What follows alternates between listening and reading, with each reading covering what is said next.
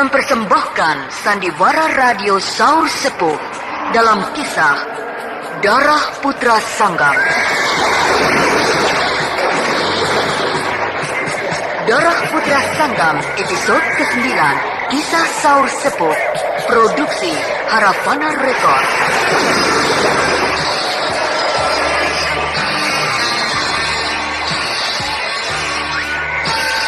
Naskah karya Niki Kosasih, hiasan musik dan sutradara Indra Mahendra.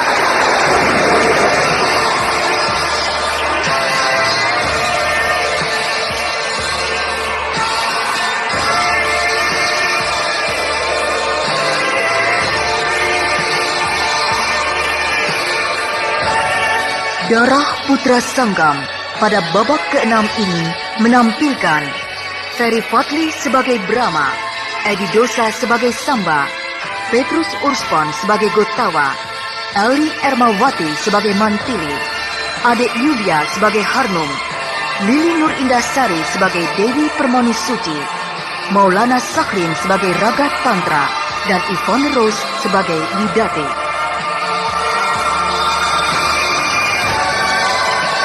Inilah Darah Putra Sanggam babak ke-6. Ada apa sih, Yu? Dari tadi tak perhatikan kok mukamu kusut banget. Aduh, aku lagi pusing nih. Mamaku minta dicarikan channel YouTube yang ada sandiwara radionya. Apa ada coba? Loh, ada. Coba aja kunjungi channel YouTube Satria Collection. Di sana ada sandiwara radio, lagu-lagu kenangan, dan masih banyak lagi. Wah, ini yang aku cari. Terima kasih ya, Res. Mengenang masa lalu adalah hal yang sangat menyenangkan. Ya, lagu-lagu kenangan, dangdut, pop, ataupun sandiwara radio yang kini sudah tidak bisa kita dengarkan lagi. Jangan khawatir, di konten kami sediakan itu semua. Semuanya bisa Anda nikmati di channel YouTube kami, Satria Collection. Tunggu apa lagi? Kunjungi YouTube channel kami. Jangan lupa subscribe, komen, dan like-nya.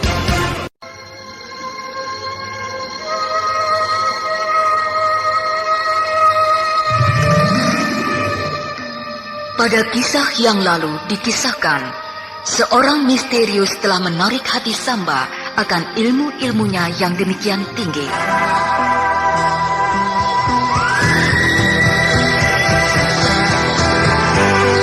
Di istana Madangkara, Mantili terbaring sakit karena terkena pukulan yang dilancarkan suaminya, Gotawa, tatkala mereka sedang berlatih.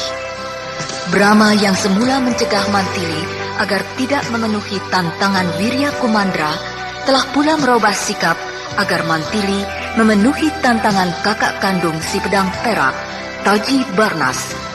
Karena menurut Brahma, alasan penolakan itu tidak masuk akal, walaupun dia tahu bahwa Mantili keadaannya demikian lemah sehabis melahirkan anaknya. Waktu hanya 3 hari lagi, sedangkan Mantili terbaring sakit.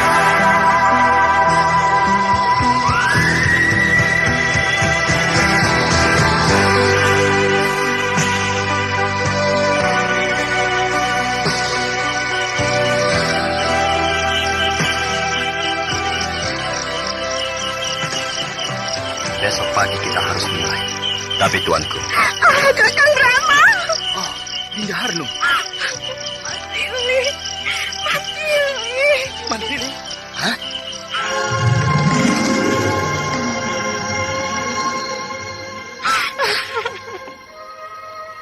Lihat kakak, mukanya pucat. Dan semenjak aku tunggui tadi sore, dia tidak mau makan, hanya minum saja. Itu pun sedikit sekali. Aku takut, kakak. Sudahlah. Sebaiknya Dinda beristirahat.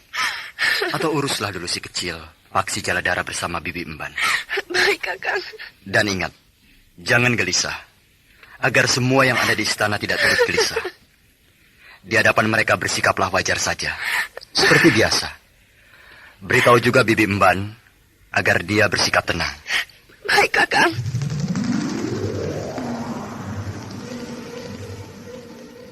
Sungguh, pukulan saya tidak akan sefatal ini.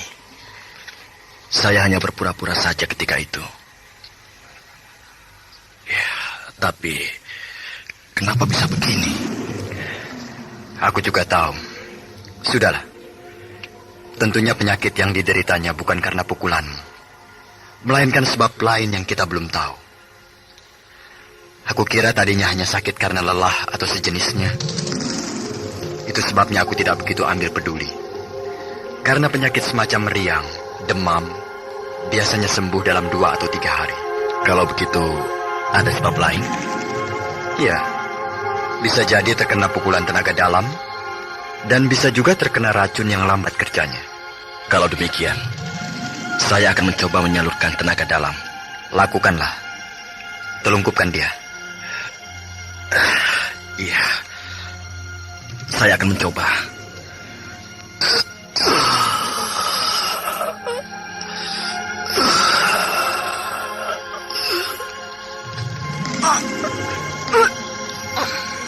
Teruskan, Gotawa.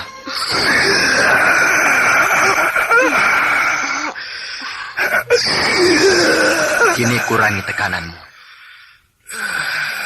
Ya, sekarang alirkan tenaga inti bumi.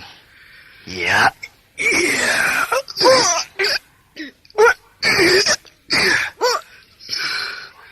Nah, darah kental, hitam. Rupanya Mantili terkena racun jahat. Cukup, Gotawa. Biarkan saja Mantili telungkup begitu. Cukup banyak darah yang keluar dari mulutnya. Rupanya dia terkena racun jahat yang lamban kerjanya. Tapi dari mana? Oh iya. Apakah tidak mungkin dari serangan Miria Kumandra tempo hari? Iya, betul. Untung masih bisa diselamatkan walaupun tidak seluruhnya. Lalu bagaimana, Kakang? Tahap kedua kau kerjakan nanti malam. Dan tahap terakhir besok tengah hari. Berarti seandainya segalanya berjalan lancar, besok malam dia sudah pulih. Dan pagi lusanya, Mantili harus kita gembleng selama 3 hari. Maaf, tuanku. Tidak ada hari lagi. Tidak ada waktu lagi. Tuanku Brahma lupa rupanya. Hah? Lupa, tuanku. Hari terakhir yang tuanku rencanakan bagi kesembuhan Mantili adalah hari terakhir.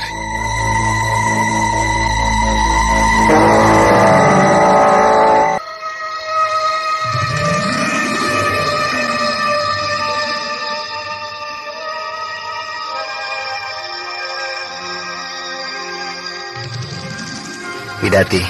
Ya. Beberapa hari aku keluar masuk hutan di sebelah sana. Aku memburu seorang guru yang benar-benar misterius dan berilmu sangat tinggi. Aku tidak tahu persis siapa adanya dia. Barangkali seorang pendekar tua yang mengasingkan diri atau meninggalkan dunia persilatan. Atau barangkali juga seorang pendekar muda. Lalu dari mana kamu tahu bahwa dia seorang guru? Sudah kukatakan tadi, dia berilmu sangat tinggi. Aku dapat mengetahuinya dari akibat pukulannya. Akibat pukulannya atau kecantikannya? Oh, Widati.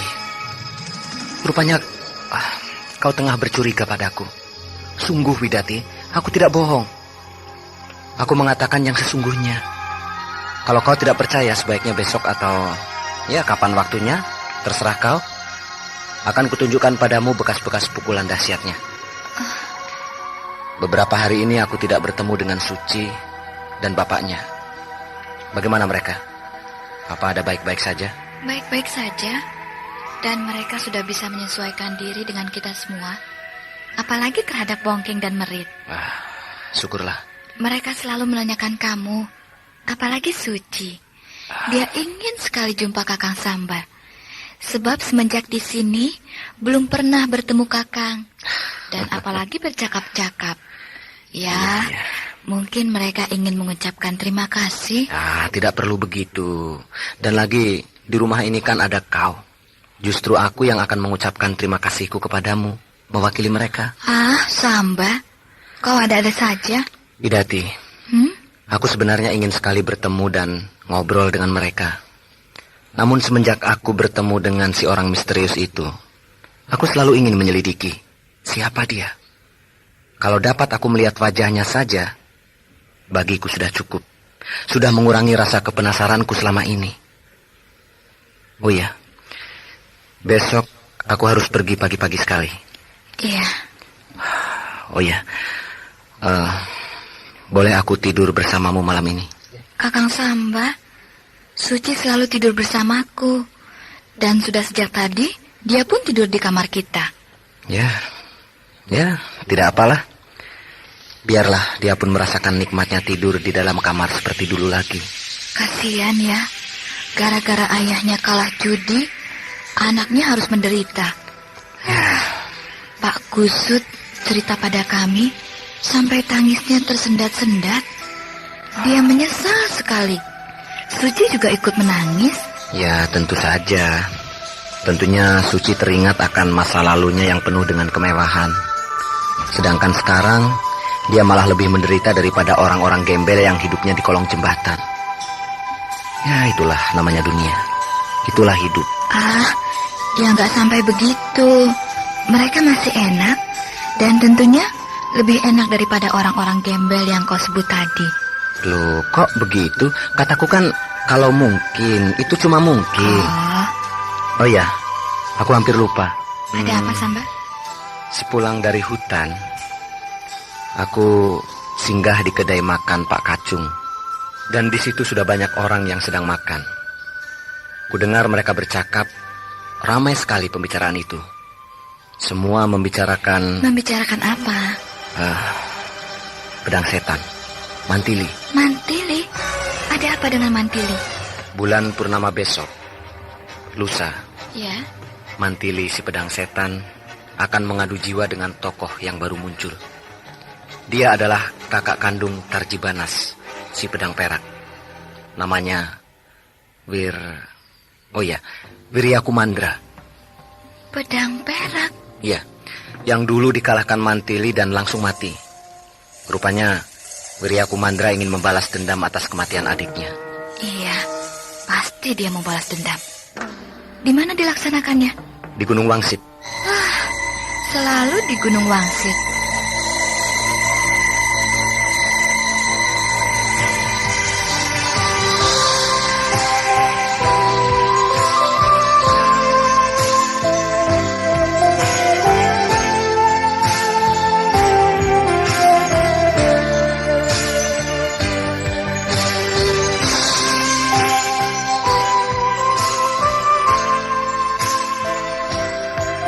Kalau demikian adanya, aku mengabdi pada seorang yang sangat kami hormati. Samba.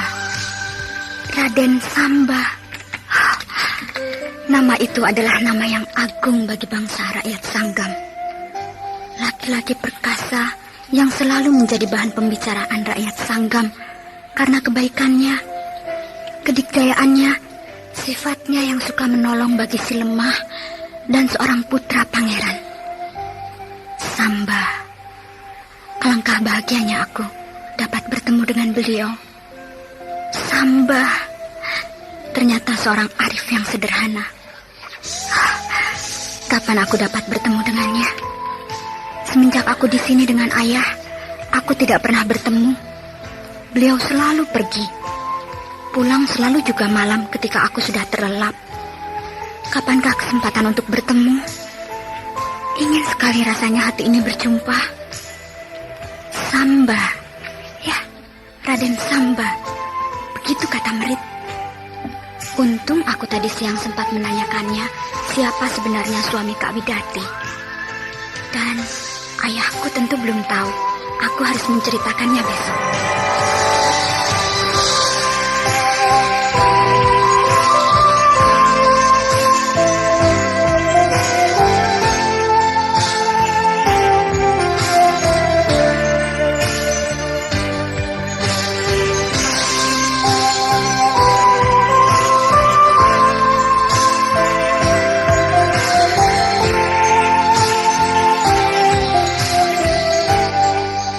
Sampurasun.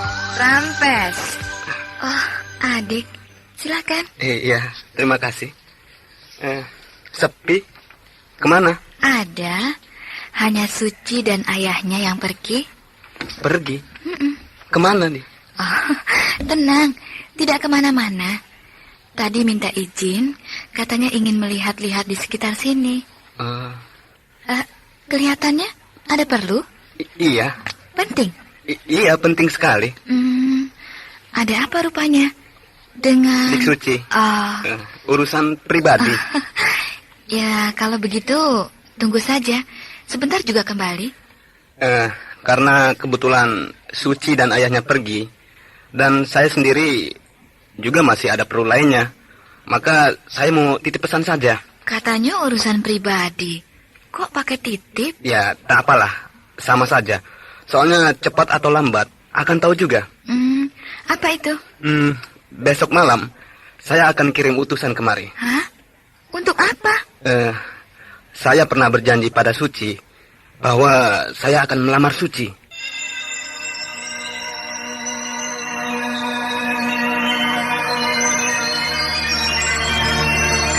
Melamar? Besok malam? Iya. Kenapa? Kok sepertinya terkejut? Tidak apa-apa. Tidak. Iya, baik. Nanti akan saya sampaikan ya. Kalau begitu, saya permisi. Iya. Ingat, saya tidak bisa menunda. Karena hari dan semuanya sudah kami persiapkan. Oh, iya. Begitu, mengerti? Iya. Samba. Kenapa tidak kemarin malam selagi ada Samba? Mengapa justru setelah Samba pergi ke Gunung Wangsit?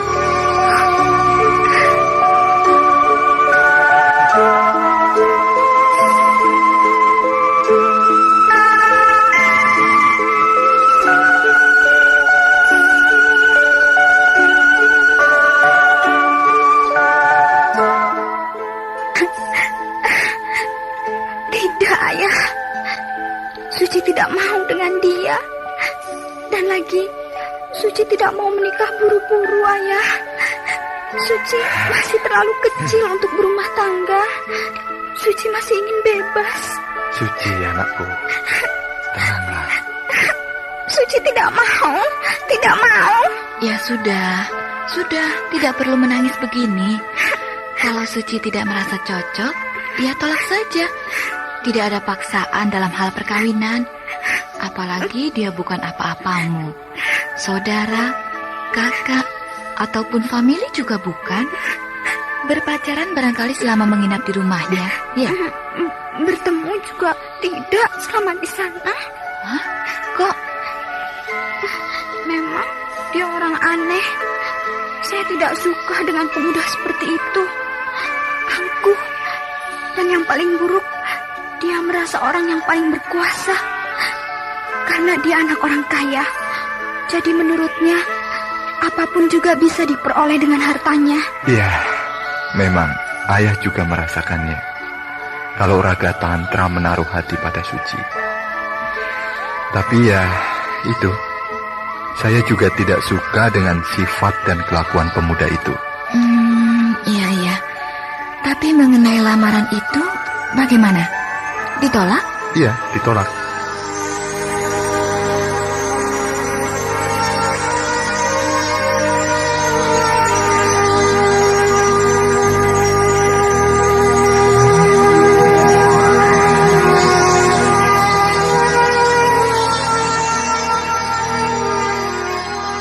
Samba, rasanya akan terjadi sesuatu di antara kita. Aku takut, Samba. Apalagi persoalan Suci dan Raga Tantra. Pemuda itu serius sekali. Namun Suci sendiri tidak mau peduli dengan semua itu. Suci dan ayahnya akan menolak lamaran Raga Tantra. Nah, Samba, inilah yang aku khawatirkan. Aku takut jangan-jangan Raga Tantra mempunyai niat jahat setelah lamarannya ditolak. Bisa jadi dia terhina, maka dia akan berbuat dengan caranya sendiri.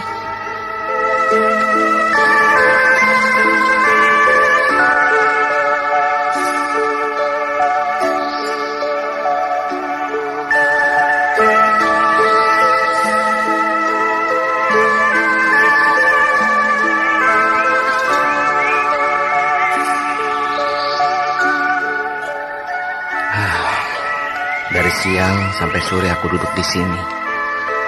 Namun tidak juga ada. Tidak muncul hari ini.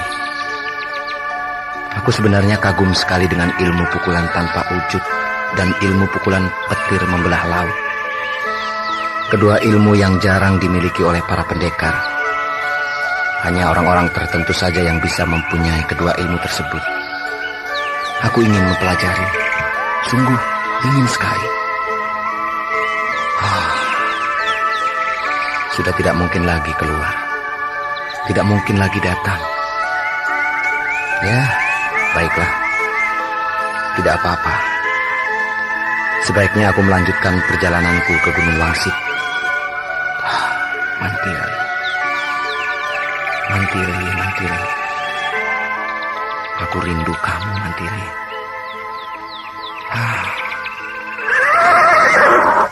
Hiya! Hiya!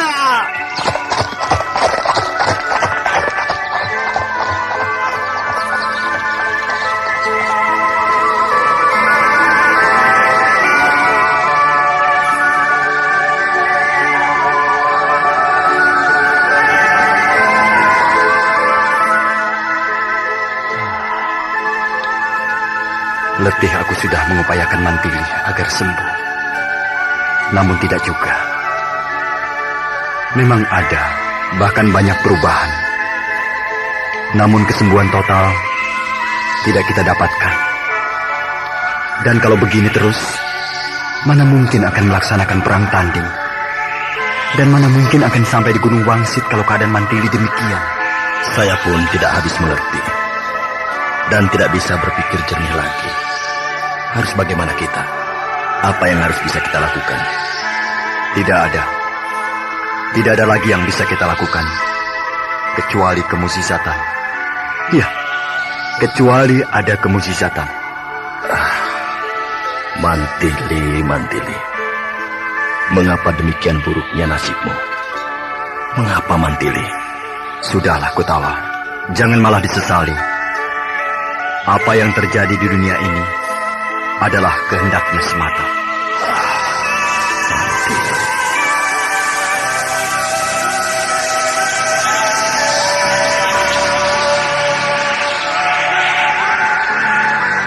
Ada apa sih, Hiu?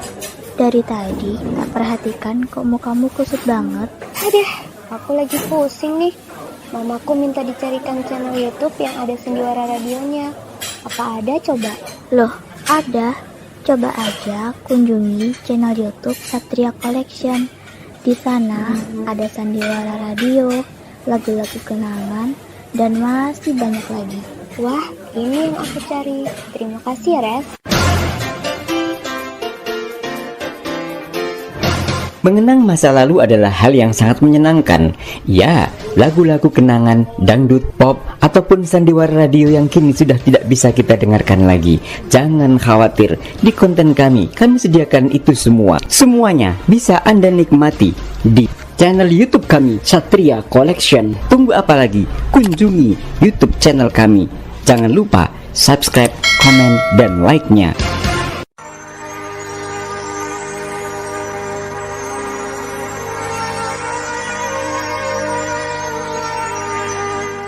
Betapa paniknya seluruh keluarga besar kerajaan Madangkara setelah Mantili tidak cepat-cepat dapat disembuhkan untuk selanjutnya menghadapi penantangnya, pewaris tunggal pedang perak, yaitu Wirya Kumandra. Di Kadipaten Gunalaga, Samba pun segera pergi ke Gunung Wangsit untuk menyaksikan pertarungan antara pedang setan melawan pewaris tunggal pedang perak.